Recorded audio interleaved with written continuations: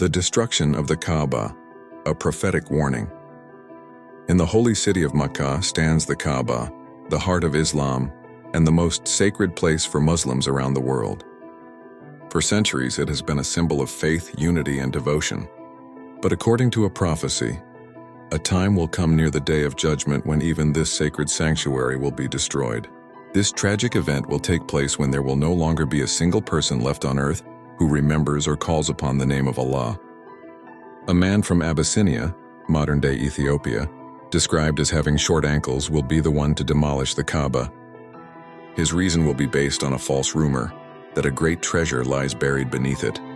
This will not be the first attempt to destroy the Kaaba. In the past, Abraha, a ruler from Abyssinia, marched towards Makkah with a mighty army of elephants to demolish it. But Allah protected his sacred house by sending flocks of birds called ababil, each carrying stones of baked clay, which destroyed the army completely. However, the final destruction will happen after the passing of Prophet Isa, Jesus, peace be upon him, and after the Quran, the black stone, Hajar al-Aswad, and the station of Ibrahim, Maqam Ibrahim, have been lifted from the earth. When the Kaaba is finally demolished, only hypocrites will remain on earth.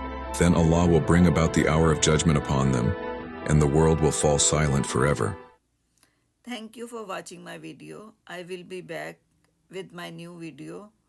Follow me, you don't miss it, my new video. Thank you. Bye.